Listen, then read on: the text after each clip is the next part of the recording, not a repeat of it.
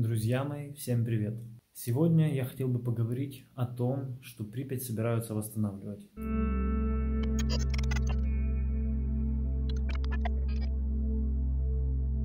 Это действительно так, и вся штука в том, что на это начали выделять деньги, и деньги не маленькие. По информации, которая появилась в СМИ, значит, деньги эти, в размере 80 миллионов гривен. Вот, на восстановление автовокзала, в первую очередь, собрались взяться за автовокзал, ну и за Белый дом. Вот.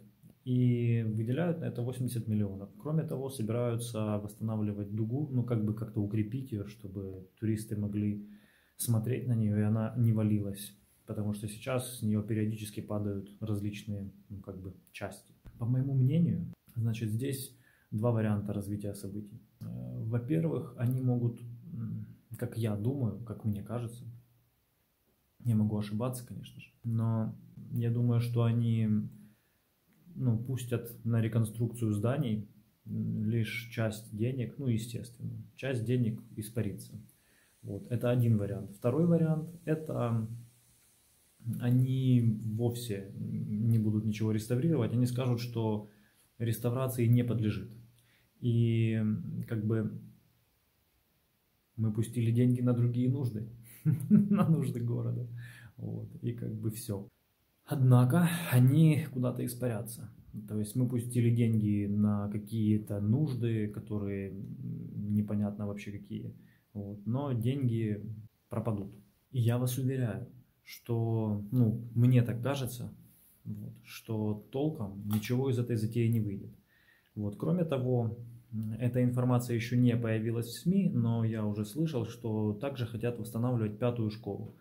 5-я школа представляет собой сейчас настолько удручающее зрелище, что я даже не представляю, как ее вообще можно восстановить.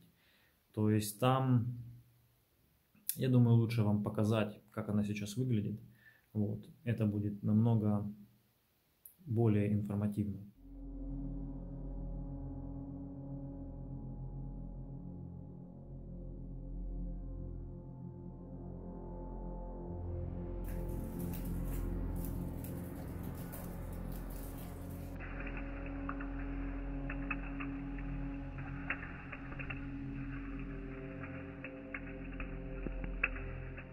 Если вы хотите увидеть, как выглядела эта школа 2 года назад, вы можете посмотреть видео на моем канале.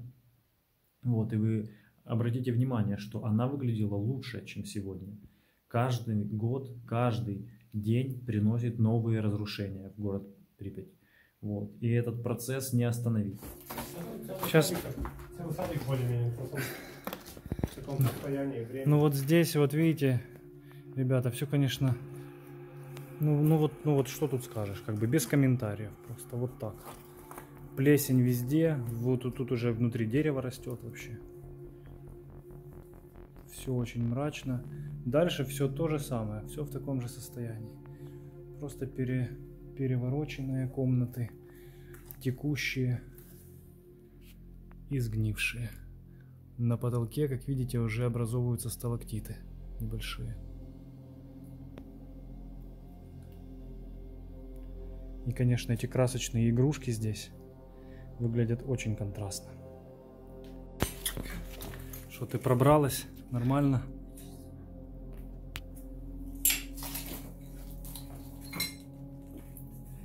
Это трэш, самый настоящий. Жалко садик, правда? Ужасно жалко, да. Очень грустно, что, видите, как протекает все. И оно постепенно разрушается. Очень печально это все, конечно. Пол здесь выглядит вот так вот. Посмотрите, как все прогнило. Это просто мрак вообще. Значит, под лестницей была кладовочка. Сама лестница, ее, можно сказать, нету уже. Все, лестница упала. По лестнице здесь не подняться. Там вообще дыра вон. На самом деле... И предотвратить, как-то замедлить, конечно же, можно. Я уверен, что достаточно просто привести сюда рубероида достаточное количество и бригаду рабочих. И потратить, допустим, лето на то, чтобы перекрыть крыши на домах. Вот, начать, допустим, с центра, с каких-то значимых зданий, вот, и потом распространить это на весь город. Вот, я думаю, ну, это вполне возможно. Другой вопрос, что, ну, как бы, никто делать этого не будет. Однако администрация уже увидела, что город разрушается, город просто, ну, скоро может сложиться. Вот, и тогда огромный поток туристов и огромный поток денег, которые они сюда приносят, попросту иссякнет. Естественно, люди хотят и дальше зарабатывать. Если вы думаете, что все деньги от туризма идут в бюджет, вы очень ошибаетесь. Там есть определенные свои подводные камни, вот, и далеко не все деньги уходят в бюджет. Ну и кроме того, даже официально часть денег уходит как бы, ну, администрации зоны, в городу Чернобыль, Чернобыльской станции, ну это нормально. Вот, однако вы должны понимать, что туризм в зону отчуждения и наше государство в целом, и администрация зоны в частности, очень в этом заинтересованы.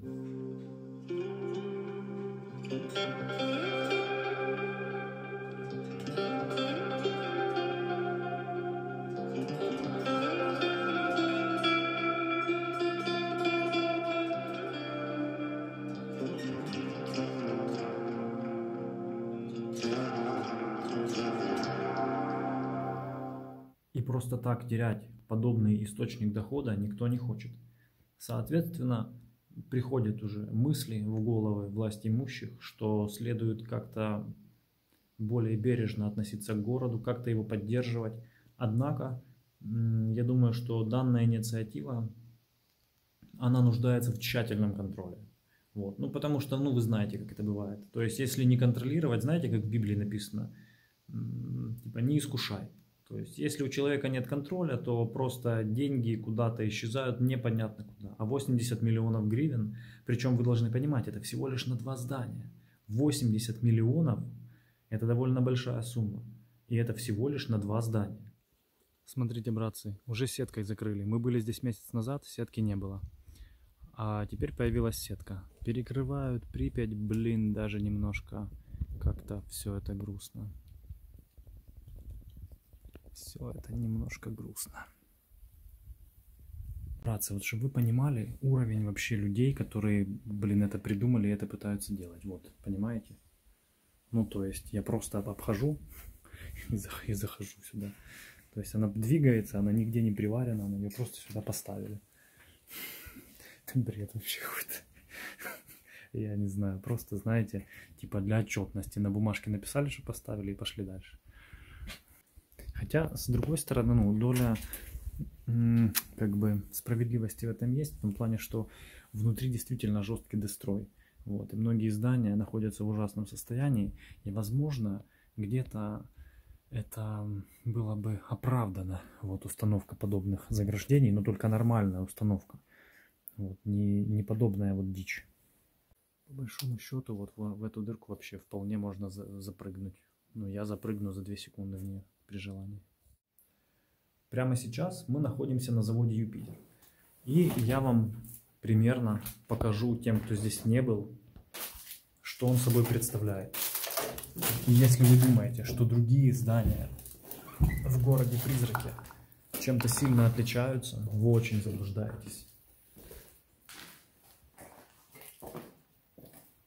Мы находимся с вами на 8-м этаже административного корпуса.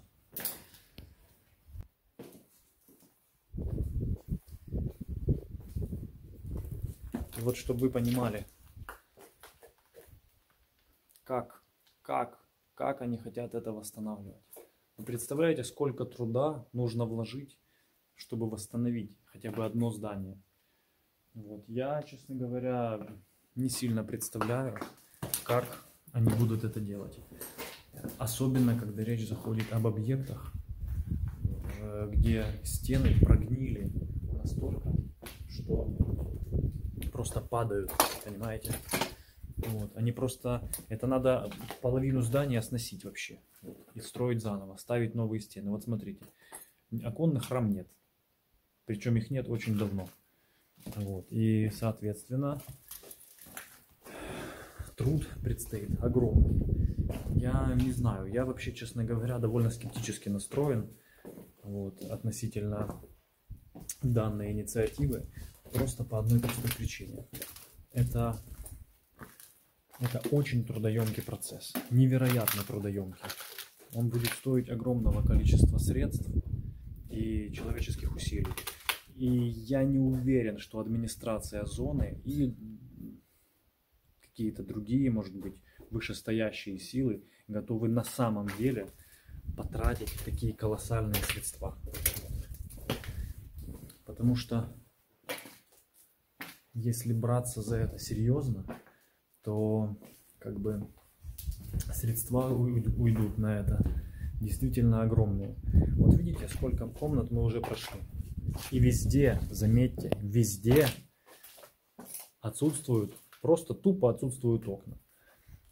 Везде облупилась штукатурка, часть стен валится и падает. Вот, например, прямо над головой. Это все от сырости, это все течет. Когда дождь, это все течет и капает. Сейчас вот я покажу, с чем на самом деле придется столкнуться. А столкнуться придется вот с чем. Все прогнило. Весь этот бетон, он полностью в плесени, в сырости. Это все нужно менять. Если распространить это даже на размеры одного здания, не то что на размеры всего города, это будет стоить просто миллиарды. Я не знаю, кто согласится, так сказать, в здравом уме потратить миллиарды на восстановление города. Я бы этого невероятно хотел. Но, к моему огромному сожалению,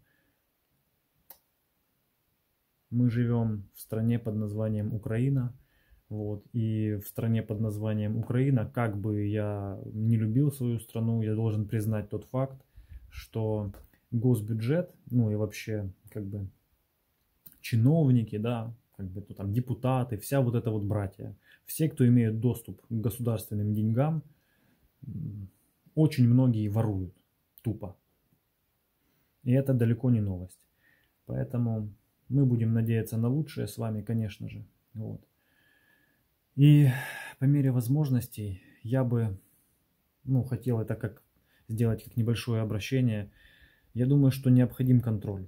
Если не будет внимания общественности, то город-призрак останется вот таким. Он будет рушиться год от года. Вот, и все эти прекрасные объекты, которые мы так любим, рано или поздно рухнут.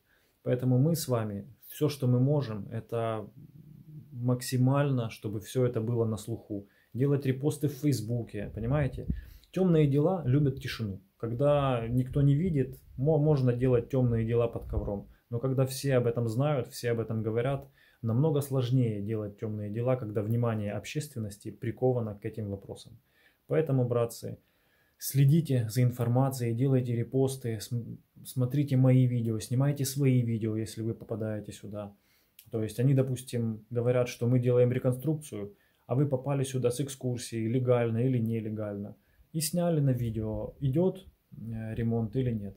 Они рассказывают, что мы закрыли входы в здания, которые рушатся, а вы показываете, что на самом деле ничего не закрыто. Они говорят, что мы вырубаем деревья и сажаем новые, а мы смотрим, что новых посажено 20, а вырублено 250. Понимаете? Вот. И все это нуждается в огласке. Огласка, внимание общественности – это очень важный аспект. А пока что у меня все. Ставьте лайк. Всем хороших путешествий.